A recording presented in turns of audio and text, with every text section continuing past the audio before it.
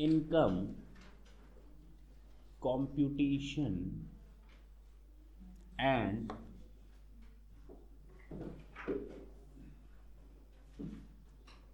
disclosure standards.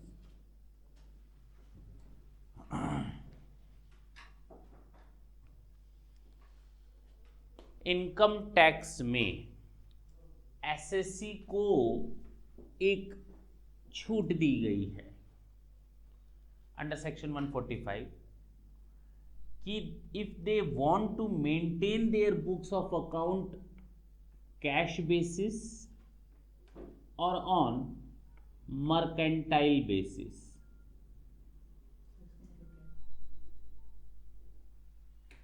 SSC या तो अपनी books of account cash basis पर मेंटेन करेगा या तो एसएससी अपनी books of account mercantile basis पर कैलकुलेट करेगा।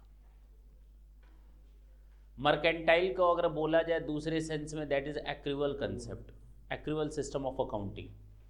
हम अपनी बुक्स ऑफ अकाउंट दो तरीकों से रख सकते हैं, cash system of accounting and accrual system of accounting, दो तरीकों से रख सकते हैं। कैश सिस्टम ऑफ अकाउंटिंग में इनकम तब इनकम मानी जाती है जब एक्चुअली रिसीट हो जाए and expenditure will be considered as an expenditure when the actually they are incurred.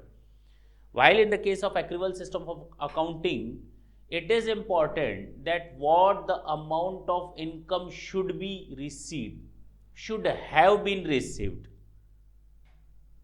Actually they have been received or not is irrelevant. हमारे लिए इंपॉर्टेंट इतना होता है मर्केंटाइल सिस्टम में कितनी इनकम रिसीव की जानी चाहिए थी, कितनी इनकम हो गई, दैट्स इट। एक्चुअल में कितना मिला वो इंपॉर्टेंट नहीं होता।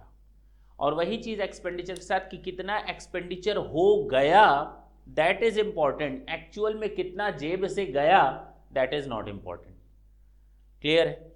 तो हम लोग दो तरीकों से बुक्स ऑफ अकाउंट रख सकते हैं। जरा देखो तो स्टार्ट में ही मैंने सेक्शन 145 से ही किया है ना, और उसकी शुरू की दो लाइनें ही आपको ये बता देंगी, income under the head PG BP and income from other sources. हम तो सैलरी में रखते हैं ड्यू बेसिस और receipt basis which ever is earlier, यही तो याद है। हाउस प्रॉपर्टी में हम लोग कैलकुलेशन करते हैं जो सेक्शन 22, 23, 23 दिया हुआ है एनुअल इनकम, उसके हिसाब से करते हैं, हाँ या ना। बचा हमारा कैपिटल गेन, तो कैपिटल गेन भी हम अपने हिसाब से जैसे बोलता है कि capital gain will arise in that previous year in which the transfer taken place irrespective of the fact whether the amount of sale price has been realized actually or not, doesn't mean at all। उसके लिए पूरे provisions हैं, देखेंगे हम लोग आगे capital gain में। बचे हमारे दो, PGBP and income from other sources, और इसके लिए स्पेसिफिकली ये सेक्शन 145 है, फिर से मैं पढ़ता हूँ। Income under the head PGBP and income from other sources shall be computed under cash or mercantile system of accounting regularly employed by the SSC। SSC जो सिस्टम रेगुलर फॉलो करता है उसी पर ही उसको आगे काम करना है, हाँ या ना। लेकिन सेंट्रल गवर्नमेंट ने इस साल से ICDS रिलीज किया है।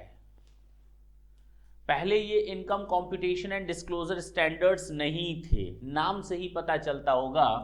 इनकम कैलकुलेशन में एंड डिस्क्लोजर में only, not for the purpose of calculation of your income but also you are required to disclose the particular matter, disclose the matters. कौन से मैटर्स आएंगे? कंप्यूटेशन की बात करेंगे और उससे रिलेटेड मैटर्स को डिस्क्लोज करने की बात। डिस्क्लोज करने का मतलब लिखना, लिखना मतलब शो करना। Is it clear? तो income computation and disclosure standards release किए सेंट्रल गवर्नमेंट ने, क्योंकि सेंट्रल गवर्नमेंट को एक पावर दिया गया है। किस सेक्शन में पावर दिया गया है? चलें आगे, देखें नीचे, अंडर सेक्शन 145 सब सेक्शन 2 दिया ना। सेंट्रल गवर्नमेंट में notify in the official gazette, सरकारी अधिपत्र, from time to time the accounting standard ICDS to be followed by any class of SSC, any class of SSC और in respect of any class of income. किसी भी income से related matter को compute करने और उसको disclose करने, किसी भी एसएससी से रिलेटेड मैटर को कंप्यूट करने और डिस्क्लोज करना, ये सेंट्रल गवर्नमेंट को एक पावर दिया गया है। क्लियर? उस पावर का यूज करते हुए सेंट्रल गवर्नमेंट ने 10 एएस यूज किए, 10 अकाउंटिंग स्टैंडर्ड यानी income competition and disclosure standard release किए, हाँ या ना? एंड दीज डिस्क्लोजर्स और ICDS are applicable from the assessment year 16-17, यानी ये आपका रेलिवेंट प्रीवियस ईयर हो गया बेटा, यानी 1 अप्रैल 2015 से now each and every SSCs are required to follow ICDS.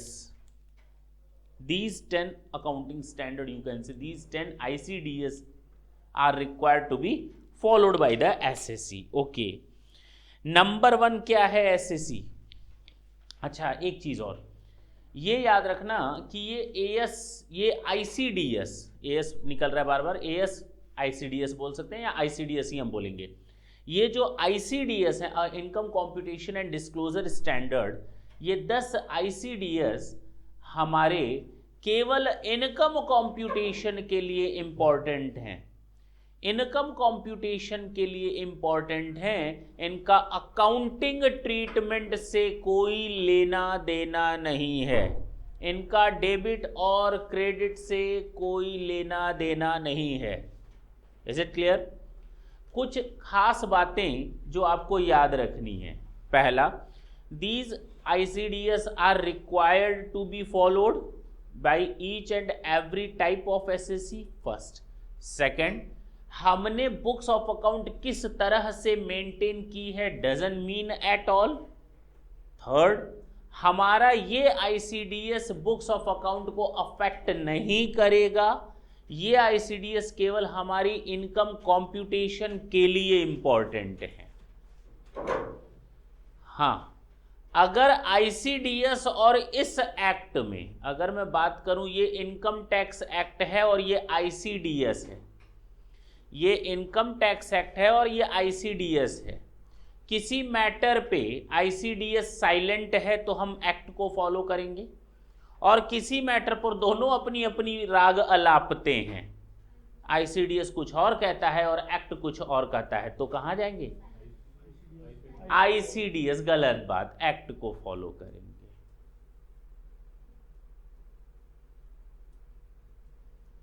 सन्नाटा।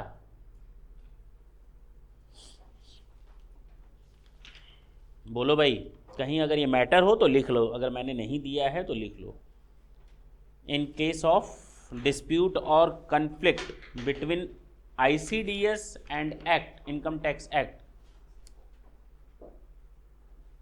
the provisions relating to Act shall prevail. ये वर्ड लिख सकते हो, लिख लो अपने बुक में।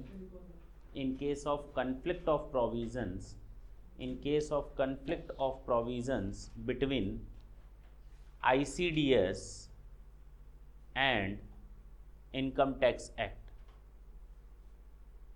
comma, the provisions of Act shall prevail. Clear? Comma, the provisions of Income Tax Act shall prevail. Clear? अरे book में ही लिख लो ना, कहीं पर कॉपी में क्यों लिख रहे हो? The provisions of Income Tax shall prevail. Is it clear? चलो,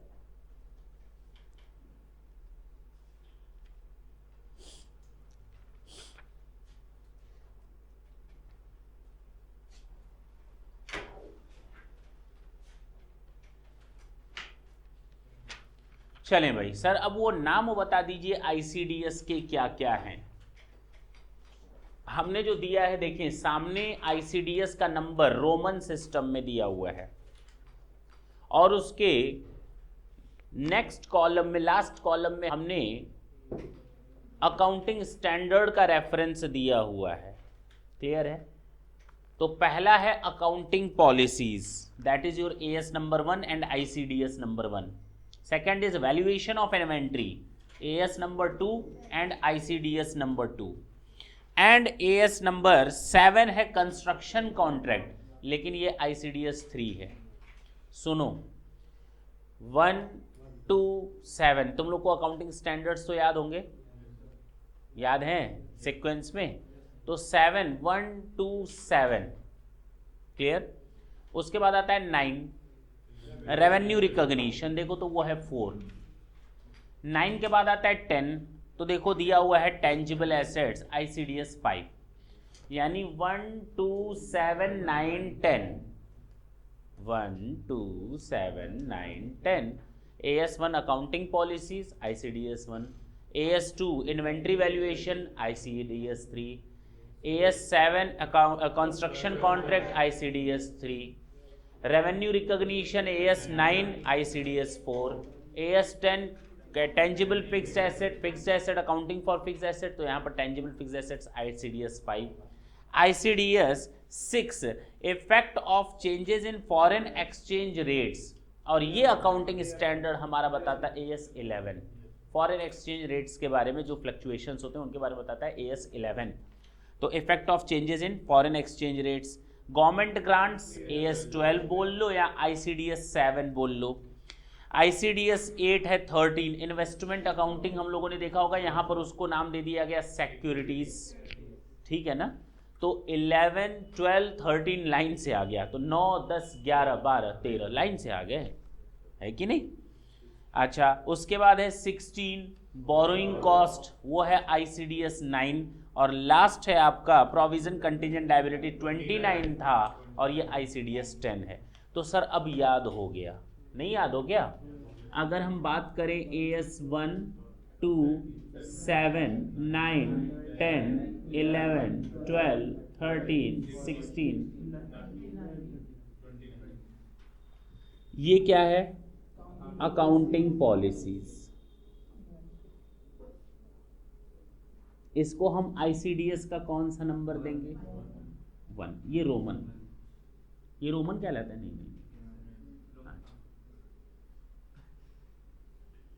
सेकंड है वैल्यूएशन ऑफ इन्वेंट्री, कौन सा नंबर आएगा ये? अच्छा, 7 आ जाता है कंस्ट्रक्शन कॉन्ट्रैक्ट में,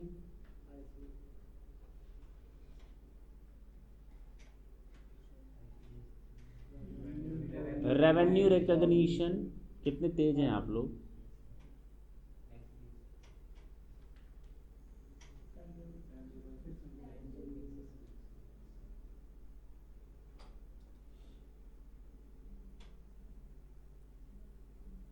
हाँ, foreign exchange forex effect,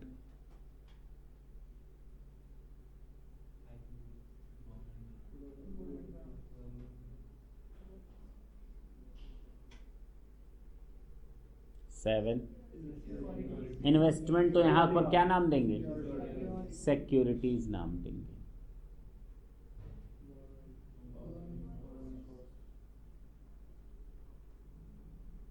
9 provision contingent and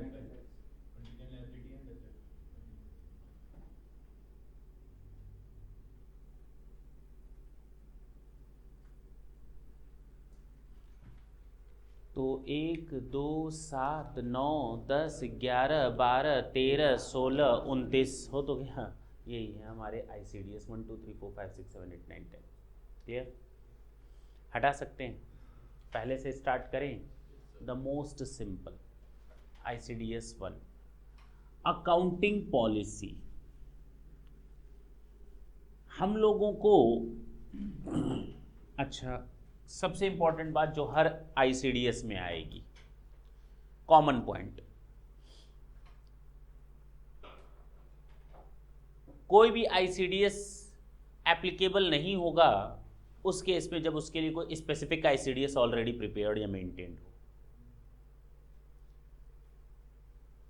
ICDS 2 जैसे वैल्यूएशन ऑफ इन्वेंट्री के लिए एप्लीकेबल होता है, तो कंस्ट्रक्शन कॉन्ट्रैक्ट भी एक तरह से स्टॉक होता है कॉन्ट्रैक्टर के लिए, उसके ऊपर एप्लीकेबल नहीं होगा। ICDS 2 ICDS 13 को प्रिवेल नहीं करेगा, मतलब सुपरसीड नहीं करेगा। सॉरी, अकाउंटिंग स्टैंडर्ड 13 जो हमारा इन्वेस्टमेंट अकाउंटिंग था उसको सुपरसीड नहीं करेगा। बोलो ना, क्योंकि उसके लिए हमारा सेपरेट आईसीडीएस बना हुआ है। तो जिसके लिए सेपरेट और एक्सक्लूसिव आईसीडीएस बना है तो वहां पर नॉर्मल आईसीडीएस एप्लीकेबल नहीं होगा। क्लियर हुआ? एक बार और जरा देखो, हमारा इन्वेस्टमेंट अकाउंटिंग या सिक्योरिटीज के लिए कौन सा आईसीडीएस नंबर है? नहीं, आईसीडीएस नंबर आईसीडीएस 8 है हमारा सिक्योरिटीज के लिए। वो सिक्योरिटीज जो हम स्टॉक की तरह रख सकते हैं, होगा, देखा जाएगा। तो अगर मेरे पास स्टॉक पड़ी हुई है सिक्योरिटीज की, तो आईसीडीएस जरा 2 देखो, वो एप्लीकेबल नहीं होगा। सिक्योरिटीज के स्टॉक के लिए we have to follow ICDS 8 and not the ICDS 2। अगर कोई स्पेसिफिक आईसीडीएस बना हुआ है किसी चीज के लिए, तो that specific ICDS will prevail. Clear है?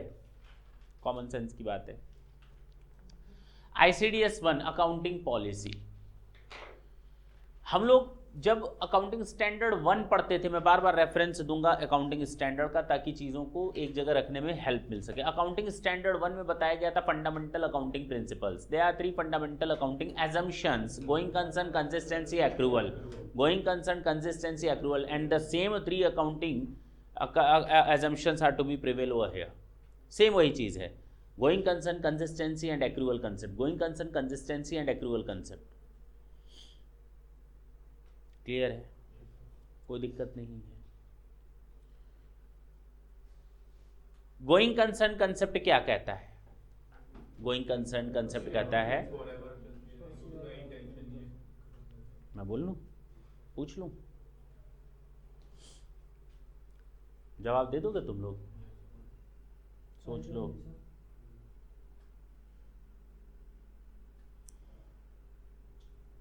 सीपीटी का ही क्वेश्चन है, बेसिक क्वेश्चन है अकाउंट्स का, 11th-12th स्टैंडर्ड का क्वेश्चन है। देखते हैं तुम लोग क्या बताते हो। हम तुम लोग को यहाँ पढ़ा रहे हैं,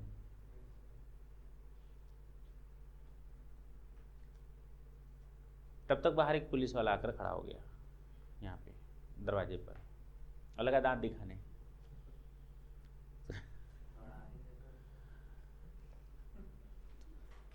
मैंने कहा क्या भाई, पढ़ाने दो। कह रहा है तुझे लेने आए हैं। मैंने कहा कहाँ? कह रहा बड़ी ससुराल चलो, घुमा लाए। मैंने कहा बीच में क्लास छोड़ दे। कह रहा है छोड़ दो। मैं जाने लगा,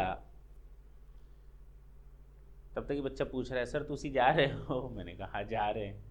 क्या बोला होगा? तुसी ना जाओ। मैंने कहा जाना तो पड़ेगा। कहा सर अब जा ही रहे हो तो एक बात और सुन लो। मैंने कहा बोलो। कहा मेरी कुछ फीस बाकी थी, सोच रहा हूँ आज निपटा ही डाल लूँ। तो मैंने कहा भाई कितनी बाकी थी? कहा 10,000। मैंने कहा दे दो। कह रहे 2,000 रुपये लेना हो तो लो, नहीं तो आपको तो लेने आए ही हैं, जाओ आप। क्योंकि अब तो क्लास चलेगी नहीं। मैंने कहा बिल्कुल बात सही है, बताओ मैं ले लूँ या ना? हाँ देखो कितने तेज हो तुम लोग। ले लीजिए सर जी, भागते भूत की लंगोटी से ही मिल तो रहा है, ले लो। मैंने वो 2,000 रुपये ले लिए।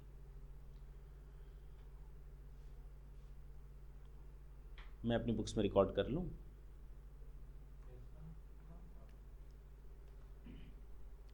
मैं अपनी बुक्स में रिकॉर्ड कर लूँ? बोलो हाँ।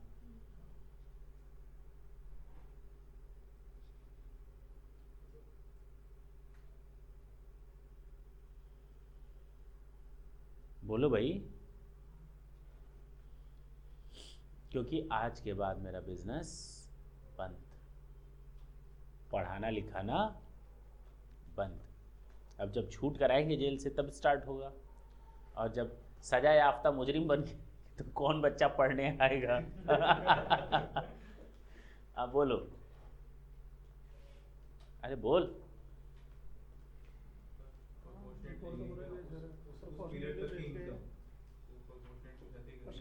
बोलो भाई तुम लोग।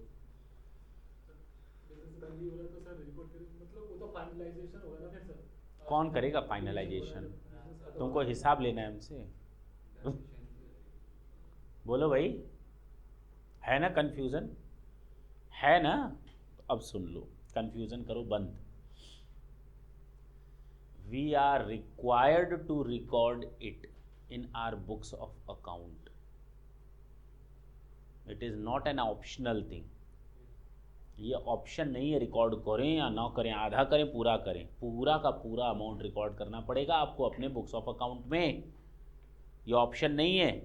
That's why there is a going concern concept. Even though your business is going to be shut down in near future, you know very well in advance that our business is going to be shut down. After 1 hour, within 2 hours, within 2 days, within 10 days, our business is going to be shut down. And meanwhile, if any transaction is incurred, then we have to record the transaction by assuming that our business will not shut down and it will run properly for forever. Only for the purpose of recording the transaction we have to assume this. आंसू भी गिरेगा उस books of account पर, लेकिन हमको मानते हुए दांत दिखा करके रिकॉर्ड करना पड़ेगा कि हमारा बिजनेस बंद नहीं होगा। Only by assuming this we have to record the transaction of books of account, तभी तो हमें एक्यूरेट बुक्स ऑफ अकाउंट की इंफॉर्मेशन मिलेगी। बात समझ में आई? That is your going concern concept. Consistency concept, consistency concept कहता है once you opted accounting policy, once you opted any accounting policy, ICDS 1, once you opted any accounting policy, you have to stick with that accounting policy. You have to follow the same accounting policy not only in the current year but also in the next year or in the subsequent years too. There is no any option to change it. You cannot change your accounting policy easily once you opted it. Easily, it means there are some scopes to change. बताया होगा तुम लोग को CA में, मतलब base में, CA सीएससीएम में जो भी पढ़े हो उसमें बताया गया होगा there are 3 conditions when you can change your accounting policies. If accounting standard require, if any act, statute or law require, if due to these changes our financial statement will get a better presentation than our earlier presentation. उस समय बताया गया होगा। The same thing here. तो 2 चीज़ें आप लोग को पता चली। पहली, अकाउंटिंग पॉलिसीज एक बार सिलेक्शन हो गया तो उसको बार बार यूज करना है। एक बार हमने WDV मेथड यूज कर लिया तो अब हम हमेशा WDV मेथड यूज करेंगे। वैसे भी टैक्सेशन में ऐसा मेथड मिलता कहाँ है? ठीक है ना? हाँ या ना? तो अकाउंटिंग पॉलिसीज में चेंजेस नहीं लाएंगे। अगर चेंज लाते हैं तो उससे रिलेटेड मैटर हम डिस्क्लोज करेंगे। अगर कोई मैटेरियल इफेक्ट या मैटेरियल चेंजेस होते हैं किसी भी मैटर पर, सब्जेक्ट मैटर पर या अकाउंटिंग पॉलिसी को लेकर, तो उसका कितना इफेक्ट जाएगा हमारे प्रॉफिट या लॉस पर, we are required to disclose that amount also. अच्छा सर, मान लीजिए प्रेजेंट में कोई इफेक्ट नहीं लाया, लेकिन 2 साल बाद, 3 साल बाद फर्क लाएगा। आज नहीं ला रहा तो क्या शो करें? हाँ, आज भी शो करो, और 2 साल बाद या 3 साल बाद जब उसका इंपैक्ट एक्चुअल में गिरेगा बुक्स ऑफ अकाउंट पर या इनकम पर, तो उस समय भी शो करना पड़ेगा। 2 बार आपको शो करना पड़ेगा, डिस्क्लोज करना पड़ेगा। क्लियर हुआ? तो ICDS 1 समझ में आया अभी तक? Going concern concept, consistency concept, once you opted any accounting policy we are required to follow the same accounting policies in futures also.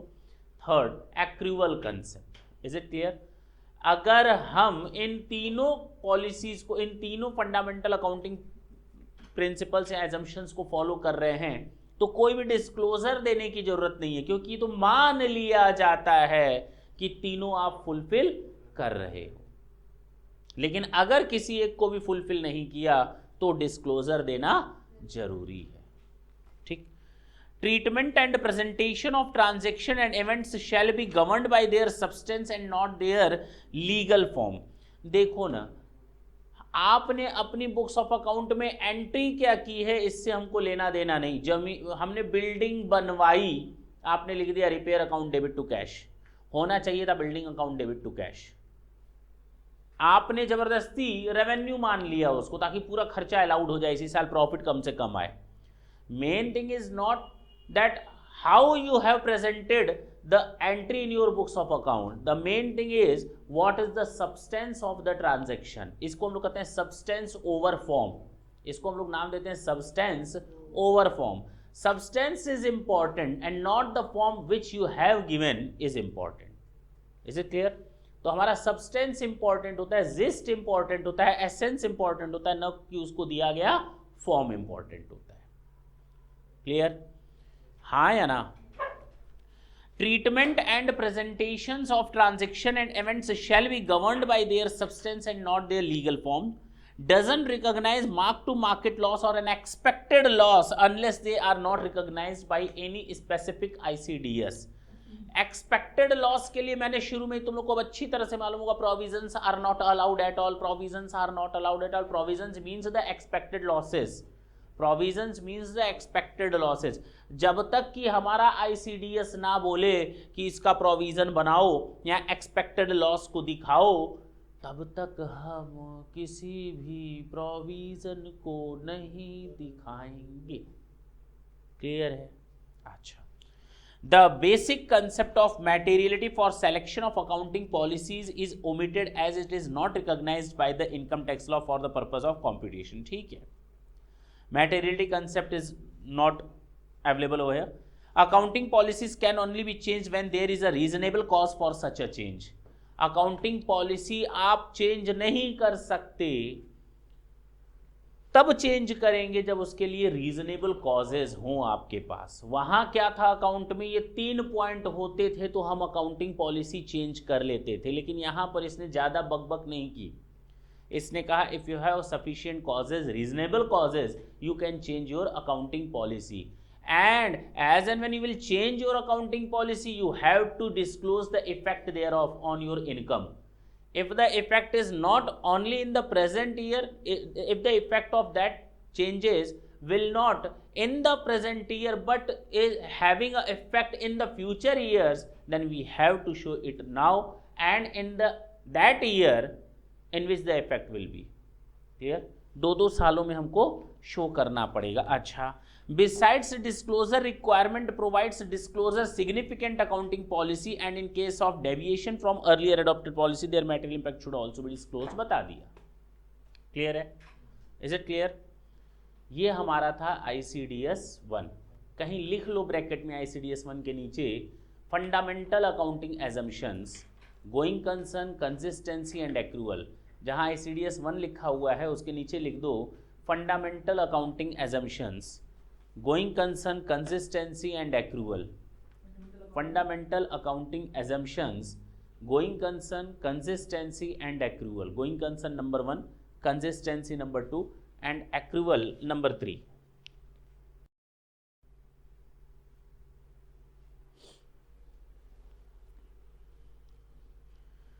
Going concern, consistency and accrual. Clear है? इसमें कोई दिक्कत है? अच्छा. ICDS 2 पर आते हैं. Valuation of inventory. तो सर कुछ था क्या? कुछ नहीं था, कुछ भी नहीं. तो आगे से जब हम लोग पढ़ेंगे, अपना कोई क्वेश्चन सॉल्व करेंगे, सम क्वेश्चन मतलब सम देखेंगे, अपने क्वेश्चंस वगैरह देखेंगे, उस समय हम देखेंगे क्या कोई अकाउंटिंग पॉलिसी चेंज हुई है.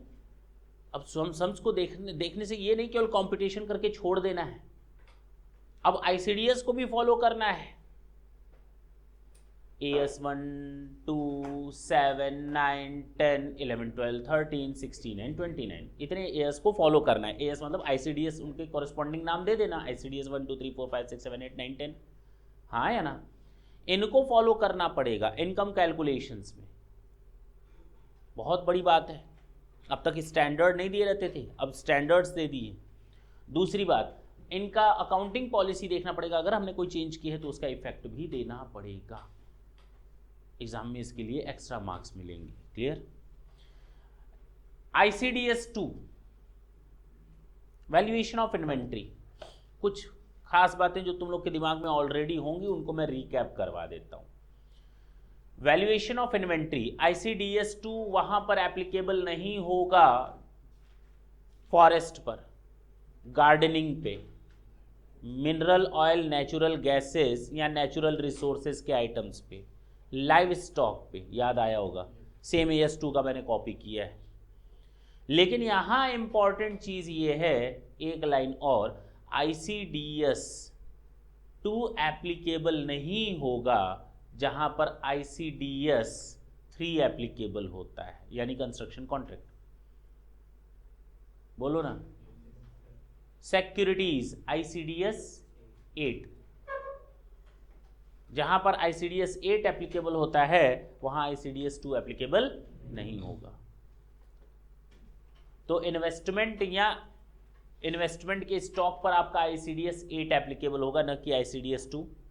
कंस्ट्रक्शन कॉन्ट्रैक्ट के स्टॉक के लिए आपका ICDS 3 एप्लीकेबल होगा, न कि ICDS 2। Is it clear? हाँ या ना? अच्छा, वैल्यूएशन ऑफ इन्वेंट्री। इन्वेंट्री में क्या शामिल होता है? कोई भी stock, spare parts and loose tools, जिसको हमने नॉर्मल कोर्स ऑफ बिजनेस में सेल करने के लिए रखा हो, नॉर्मल कोर्स ऑफ बिजनेस में सेल करने के लिए रखा हो। देखो ना दूसरा, अच्छा यहां देखो पहला लिखा है WIP अंडर कंस्ट्रक्शन कॉन्ट्रैक्ट, क्योंकि ये ICDS 3 एप्लीकेबल होता है, लिख लो ब्रैकेट में ICDS 3।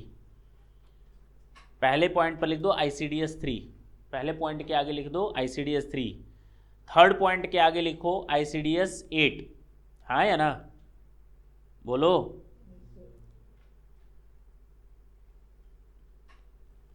तो स्टॉक पर एप्लीकेबल होगा, stock, spare parts and loose tools.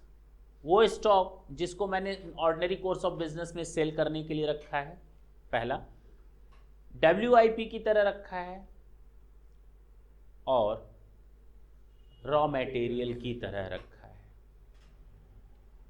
हाँ या ना? जो हमारे लिए स्टॉक है। स्पेयर पार्ट्स भी शामिल होते हैं स्टॉक में। नहीं मालूम? नहीं मालूम स्पेयर पार्ट शामिल होते हैं? नहीं मालूम? कहाँ कहाँ पे होते हैं बताओ, कुछ एग्जांपल दे दो। बहुत बढ़िया, बधाई हो। आप अगर जाते हैं मोटरसाइकिल की शॉप पर, शोरूम पर, आपका तो ये बाइक दे दो, बाइक देता है, that is your finish goods. वो बाइक आई, बाइक रखी हुई है, now you are going to buy it. आप परचेस करके उसको सड़क तक लाते हो, लेकिन जैसे ही लेते हो कहते हो ये हैंडल ग्रिप अच्छी नहीं लग रही, पैडल ग्रिप चाहिए, लेग गार्ड चाहिए, है कि नहीं? आप सीट कवर चाहिए, लाइट कवर चाहिए, ये सब चीज़ें आप मांगना स्टार्ट कर देते हो। ये क्या है? एसेसरीज हैं, जो कहाँ मिलेगी? सड़क पर मिलेगी। अच्छा, उसी शोरूम में मिलेगी? अच्छा, देखो ना, तुम लोग को मालूम है उसी शोरूम में, जबकि उसका काम है गाड़ियों को बेचना और एसेसरीज को बेचना, स्पेयर पार्ट्स को बेचना। तो स्पेयर पार्ट्स उसने खुद कंज्यूम करने के लिए नहीं रखे, मेरी गाड़ी जब जब खराब होगी तब तब लेकर के चलेंगे, वो लोगों को बेचने के लिए उसने रखा है। That is held for the sale in the ordinary course of business. तो stock, spare parts and loose tools pliers, wrench वगैरह आता है, ठीक है ना? फर्स्ट एड बॉक्स आता है। तो कहने का मतलब ये, द स्टैंडर्ड प्रोवाइड्स मेथड तुम लोग को अच्छी तरह मालूम है, NRV, कॉस्ट और NRV which ever is less, cost और NRV which ever is less, जो वहां बताया गया था, कॉस्ट और NRV which ever is less, stock की कॉस्ट और NRV which ever is less. यहां पर भी सेम चीज बताई गई है, कॉस्ट और NRV which ever is less. Sir cost और NRV which ever is less. दूसरा जो इंपॉर्टेंट चीज अकाउंटिंग स्टैंडर्ड 2 में तुम लोगों ने देखी होगी, वही चीज ICDS 2 में भी कॉपी की गई है।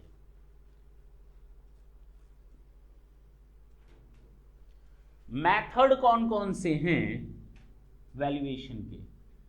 फीफो और वेटेड एवरेज मेथड। हाँ या ना?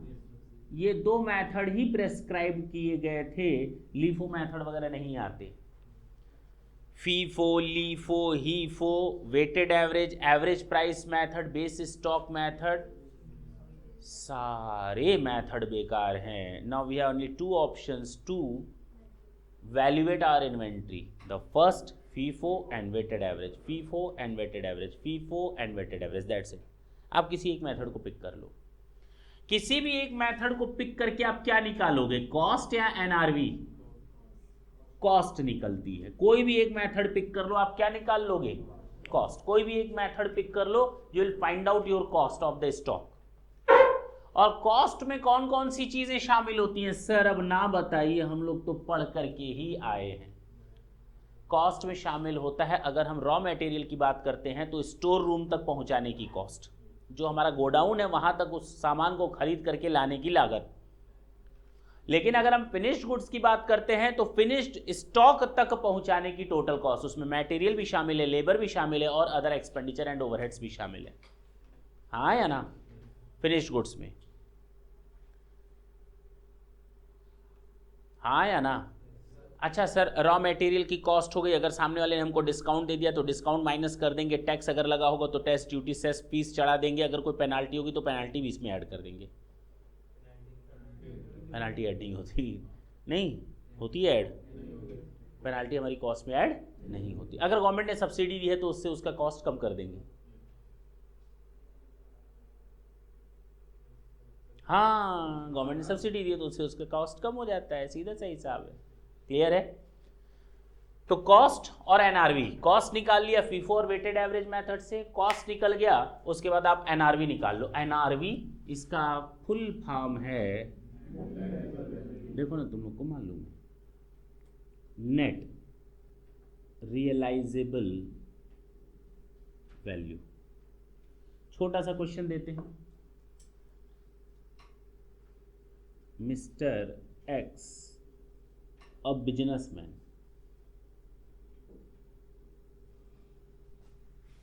sold 5,000 units of product P. Cost is, purchase cost is rupees 10 per unit, while net realizable value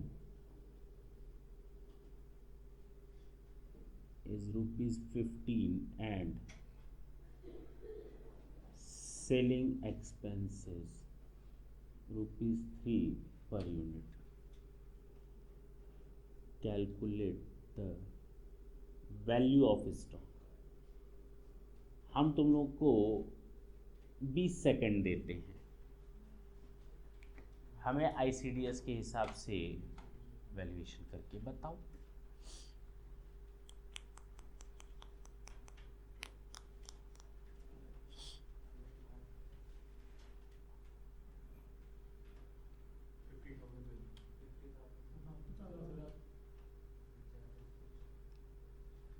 $50,000।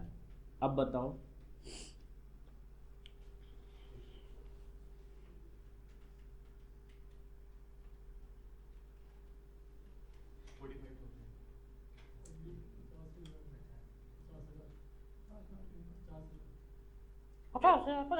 क्या होती है बात, सारे आंसर तुम लोगों के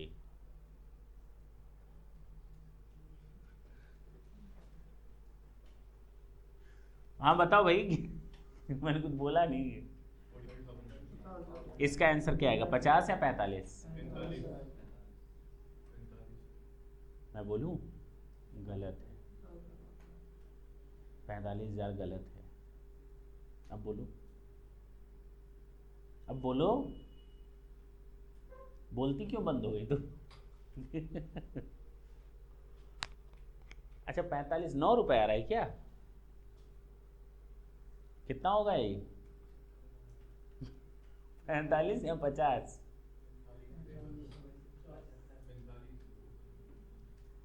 45,000 वाले सुन ले कान खोलकर, उनका जवाब सही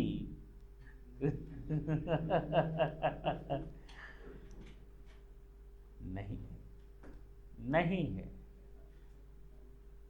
और 50,000 वालों का जवाब गलत है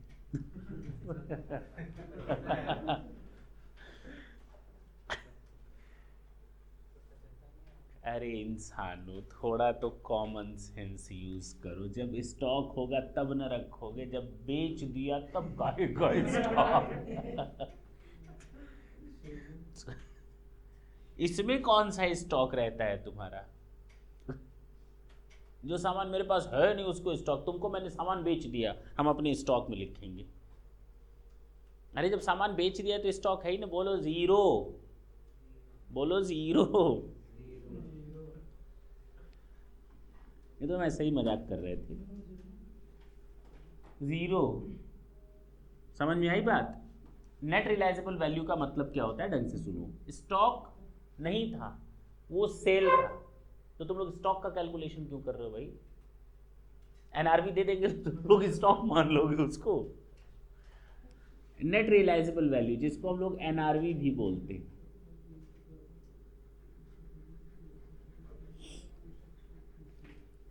वर्ड होता है expected sales price. Sale price नहीं, माइनस एक्सपेक्टेड सेलिंग एक्सपेंसेस, ये होता है हमारा एनआरवी। दोनों फ्यूचरिस्टिक होते हैं। फ्यूचर में इतने रुपए की सेल होगी तो फ्यूचर में उस पर इतना सेल्स एक्सपेंसेस होगा, डिडक्ट कर दो तो एनआरवी मिल जाता है। रियलाइजेबल, एबल, रियलाइज्ड नहीं। Is it clear? हटा दें आप। देखा जाए ICDS 2,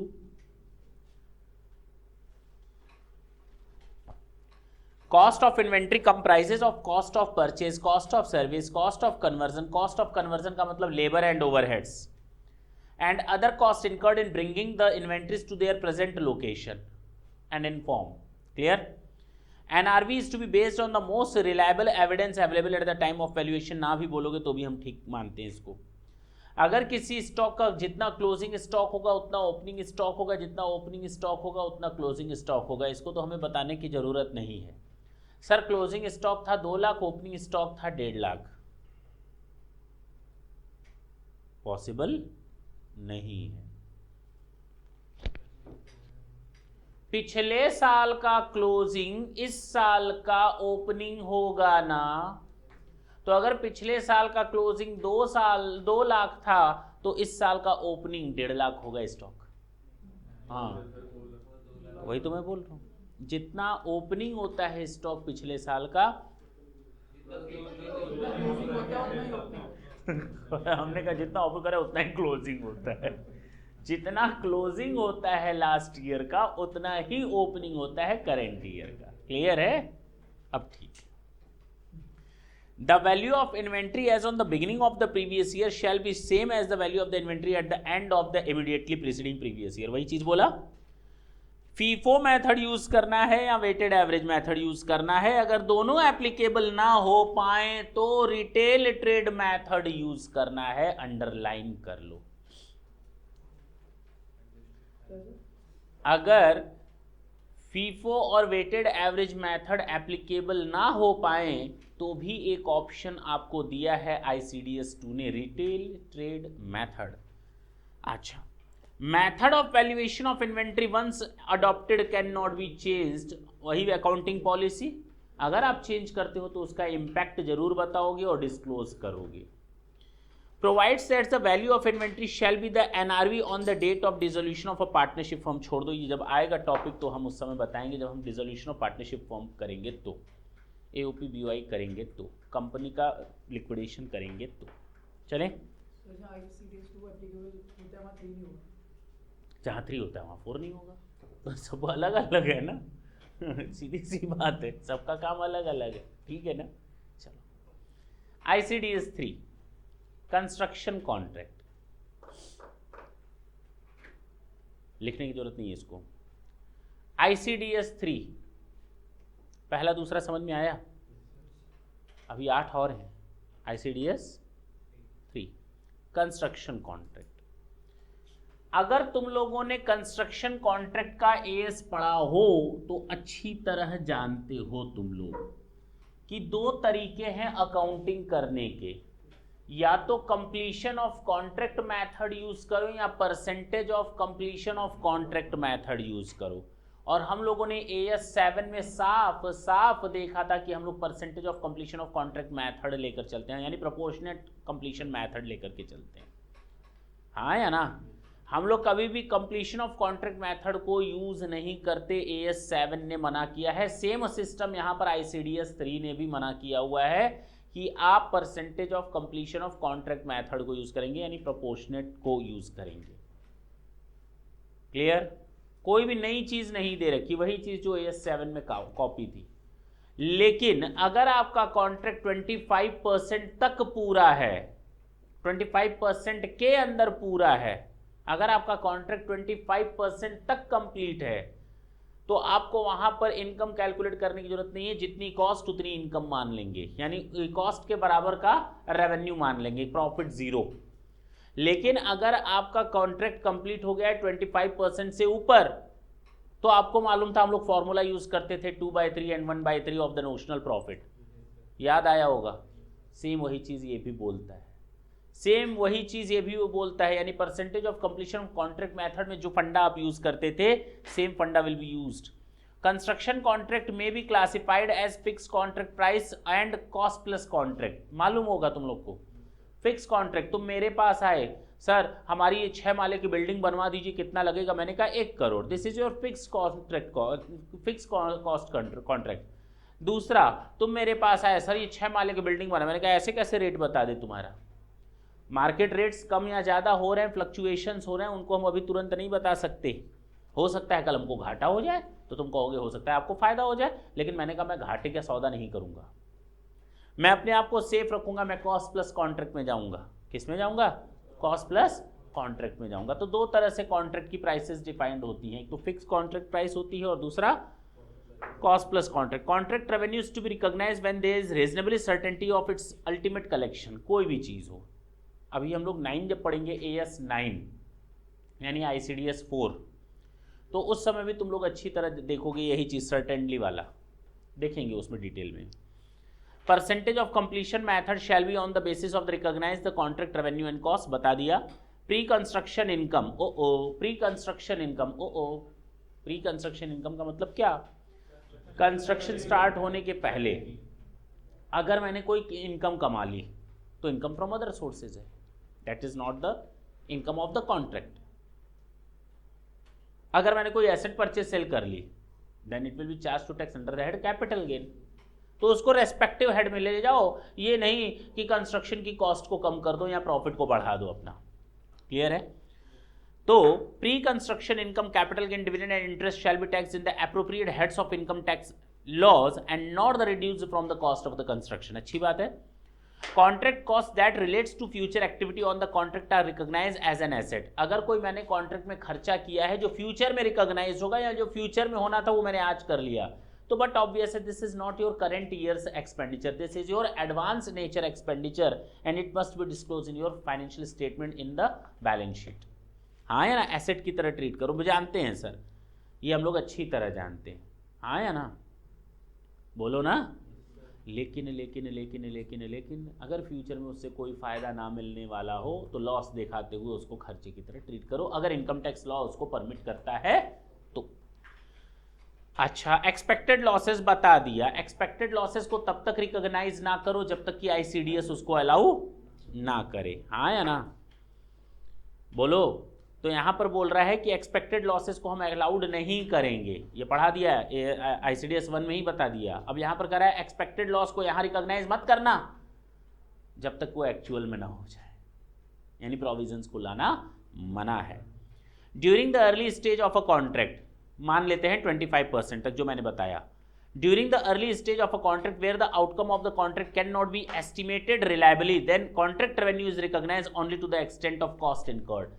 रेवेन्यू एंड कॉस्ट दोनों बराबर कर देंगे। अगर 25% तक हमारा कॉन्ट्रैक्ट कंप्लीट हुआ है तो रेवेन्यू के बराबर कॉस्ट नहीं रखेंगे, कॉस्ट के बराबर रेवेन्यू को रखेंगे, ताकि प्रॉफिट कितना आ जाए? 0। क्योंकि 25% तक अगर हमारा कॉन्ट्रैक्ट कंप्लीट होता है तो उसका प्रॉफिट हमारा नहीं माना जाता। तुम लोग को पहले भी बताया जा चुका है कॉन्ट्रैक्ट अकाउंटिंग में, कॉस्ट में, कि अगर 25% तक हमारा कंप्लीशन हुआ है कॉन्ट्रैक्ट तो उसको, उसकी प्रॉफिट को हम लोग रिकॉग्नाइज करते ही नहीं है, प्रॉफिट रिकॉग्नाइज होती ही नहीं है। मालूम है ना? जितना भी प्रॉफिट आता है वो हम WIP में ले जाते हैं, कंटिजेंसी रिजर्व में, 100% ऑफ द प्रॉफिट। और लॉस होता है तो लॉस को तो लॉस ही मानते हैं, कोई दिक्कत नहीं है। लेकिन अगर प्रॉफिट है, 25% तक का कॉन्ट्रैक्ट पूरा हुआ है, तो उसका 1 रुपया भी हम प्रॉफिट की तरफ कंसीडर नहीं करते। जब प्रॉफिट कंसीडर ही नहीं करते तो इसका मतलब जितनी कॉस्ट उतना रेवेन्यू, वही तो बोला है। लेकिन अगर बियॉन्ड 25% तक है, 25% के ऊपर चला गया, तब वहां पर हम percentage of completion of contract method लेंगे 2/3 और 1/3 का फॉर्मूला यूज करते हुए। Is it clear? अब आते हैं ICDS 4।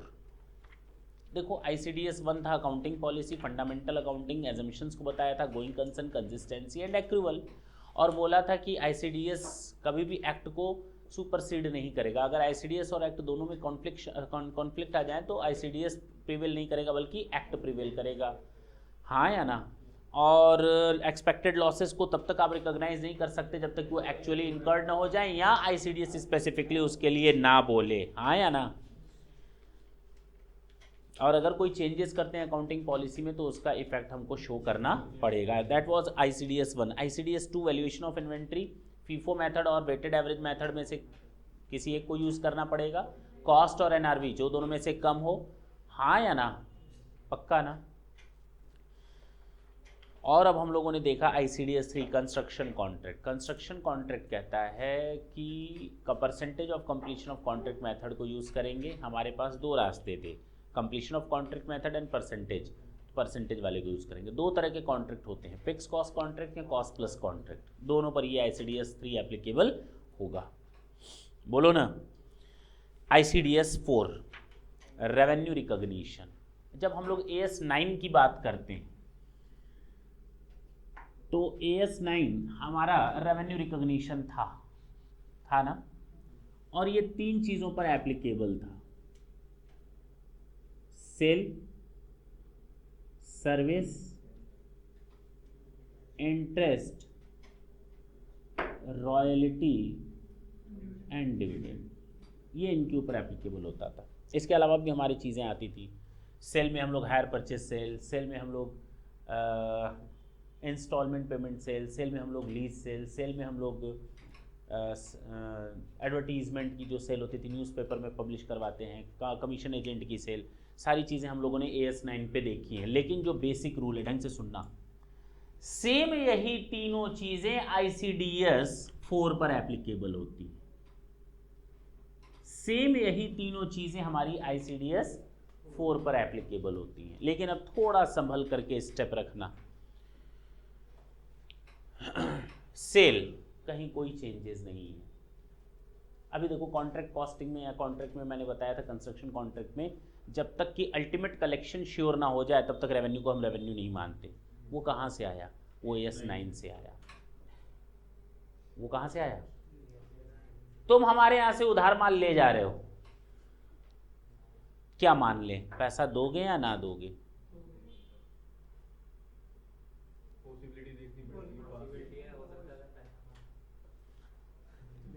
तो हम बेचेंगे कैसे? हम बेचेंगे ही क्यों? अगर हमको सेल के समय ये पता चल जाए कि सामने वाला चोट्टा है, पैसा नहीं देगा, तो हम सेल करेंगे ही क्यों?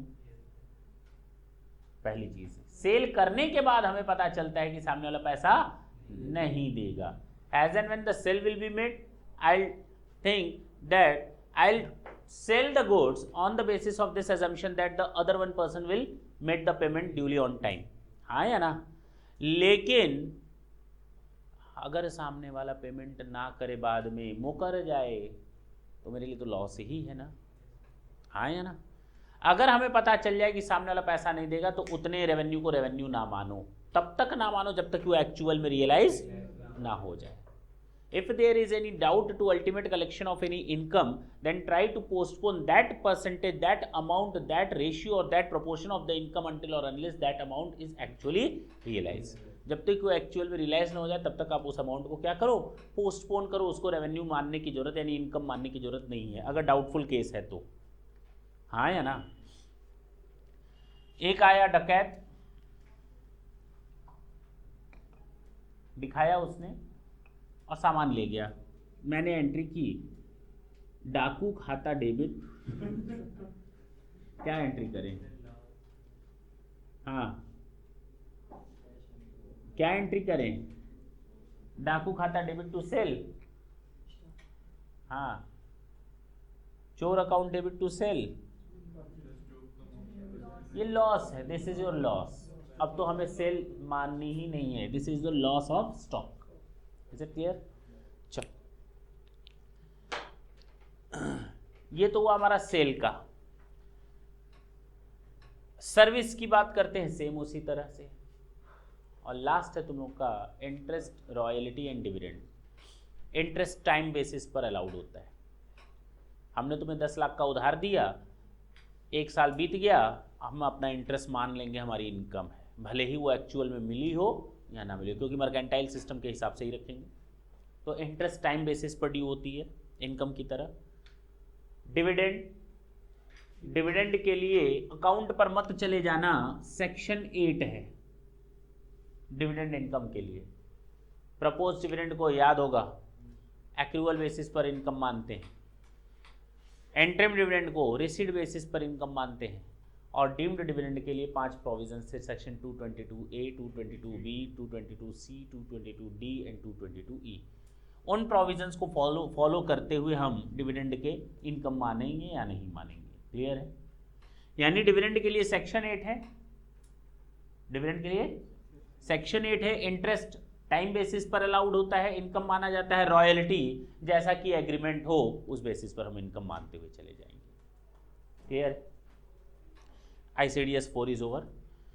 The standard deals with revenue recognition arising from sale of goods, rendering of services and interest, royalty and dividend। इन तीनों पर एप्लीकेबल होता है, बता दिया। Revenue has been defined to mean gross inflow of cash receivable or other consideration arising in the course of ordinary activities of a person from sale of goods, rendering of services or from the फलाना and डिमाका। हाँ या ना? Revenue from sale of goods shall be recognized when there is a reasonable certainty of its ultimate collection. The ultimate collection should not be doubtful। हाँ या ना? Only on the basis of the percentage completion method revenue from service transactions shall be recognized, and interest shall be recognized on time basis. Royalty shall be recognized in accordance with the agreement, and the dividend shall be recognized in accordance with the provisions of the Income Tax Act। लिख दो आगे bracket में section 8। Clear है? पक्की बात है? कोई दिक्कत है इसमें? ये बच्चा बोलता है सर सेक्शन 8 दोबारा बताइए, 1.5 घंटा कहाँ से लाएंगे आप? नहीं हो सकता, शॉर्टकट नहीं है उसका, उसके लिए आपको 1.5 घंटा देना पड़ेगा। बताया था मैंने, अगर आप नहीं थे लैब कर ले, लबालब लैब। ICDS 5,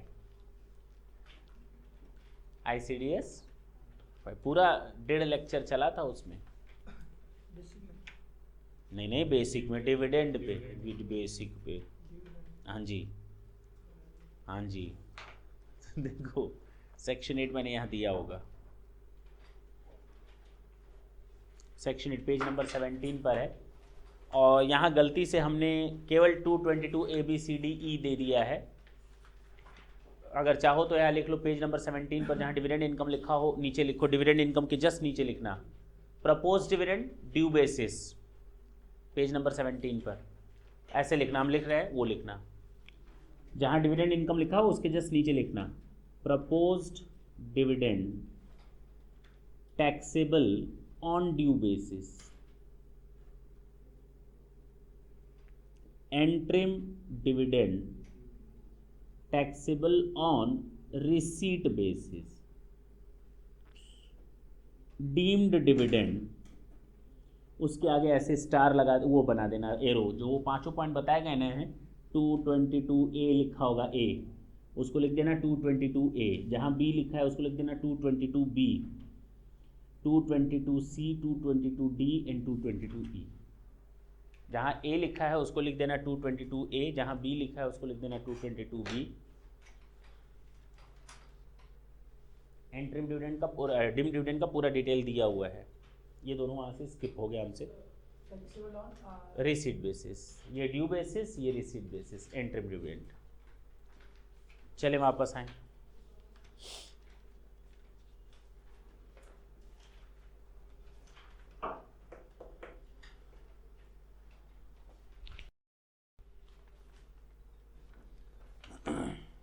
ICDS 5,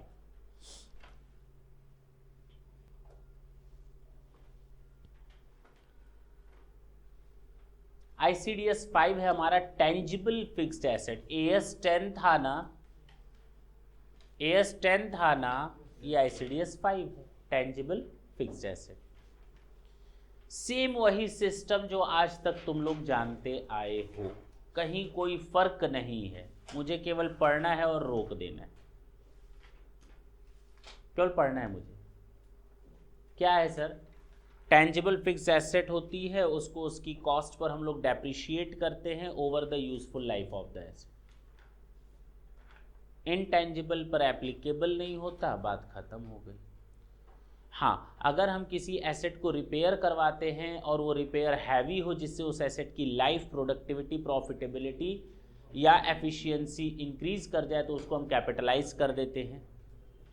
अगर कोई एसेट है जिस पर हम कैपिटल नेचर का खर्चा कर रहे हैं, वो उसका इंटीग्रल पार्ट बनता है या एक्सटर्नल पार्ट बनता है। देखा होगा तुम लोगों ने AS 10 में, नहीं देखा था तो एक बार जाकर जरूर देखना, क्योंकि अब मैं तो AS पढ़ा नहीं रहा ना। कहो तो AS पढ़ा दूँ, एक अकाउंटिंग स्टैंडर्ड 10 पूरा 1.5 घंटा ले जाएगा, कहो तो स्टार्ट कर दें। हाँ हम ही तो ऐसे भरते हो चलो, for the purpose of this standard, tangible fixed asset mean an asset being land, building, machinery, plant or furniture held with the intention of being used for the purpose of production or providing goods or services and not the purpose of sale in the normal course of business। सीधी सी बात sir, हमको अच्छी तरह मालूम है हमारी fix asset वो होती हैं जिनको हम सेल के लिए ही रखते, हम उनको अपने बिजनेस में यूज़ करने के लिए रखते हैं, तो वही बोला है। अब चाहे प्रोडक्शन के काम में रखो, चाहे सर्विसेज देने के काम में रखो। When a tangible fixed asset is acquired, अच्छा सुनो ना, हमने फर्नीचर खरीदा और मशीन दे दी, फर्नीचर खरीदा और उसको मशीन दे दी, पैसा ना दे करके मशीन दे दी। अब फर्नीचर कितने का खरीदा? जितने का फर्नीचर का मार्केट वैल्यू है। पहली चीज तो दिमाग से जो मैं बोल रहा हूं वो ध्यान दो ना। अकाउंटिंग स्टैंडर्ड पढ़ रहे हो या ICDS पढ़ रहे हो? पहले तो वो कंफर्म कर लो। ICDS ना, तो उसको उसके हिसाब से ले चलो ना। लिखा है when a fixed tangible fixed asset is acquired in exchange for another asset, share और other security, the fair value of the tangible fixed asset so acquired shall be its actual cost. So acquired, ऐसी value asset जो आ रही है उसकी fair market value ले लो। जबकि accounting standard में क्या करते थे मालूम है? जो एसेट हम छोड़ते हैं, अगर उसकी मार्केट वैल्यू अच्छी तरह से जानते हो, reasonably can be find out, तो हम उसी वैल्यू को मानते हैं। लेकिन इस प्रायोरिटी को छोड़ दो, अगर हम उसकी रीजनेबल मार्केट वैल्यू नहीं जान सकते, तो जो एसेट आती है उसकी अगर fair market value reasonably calculate कर सकते हो तो उस वैल्यू को ले लो। तो कहने का मतलब दोनों में से जिसको रीजनेबल तरीके से कैलकुलेट किया जा सके, बात खत्म हो गई। लेकिन यहां पर कह रहा है ICDS में जो एसेट आती है सो एक्वायर्ड, उसकी फेयर मार्केट वैल्यू कंसिडर करना है।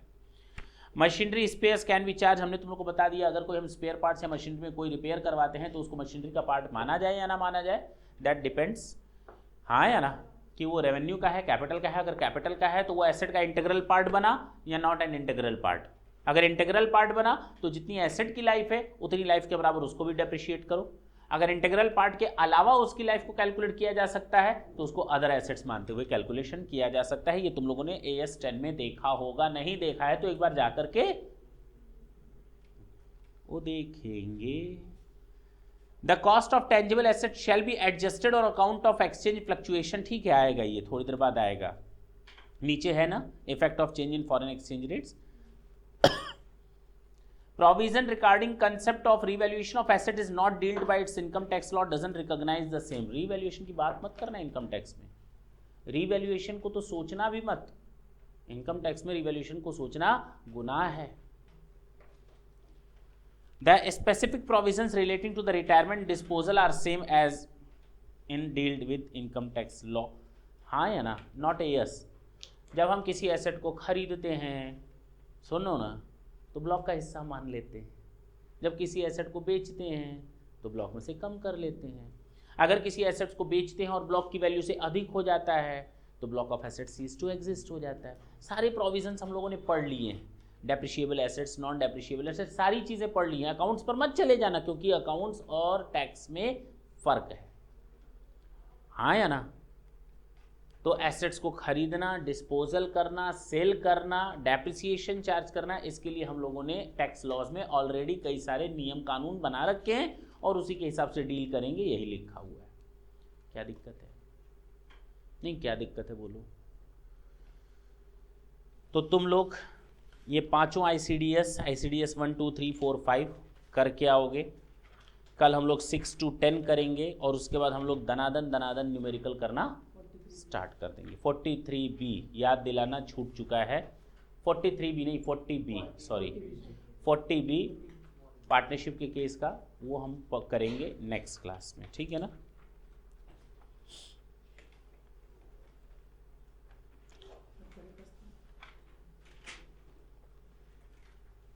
थैंक यू बच्चों।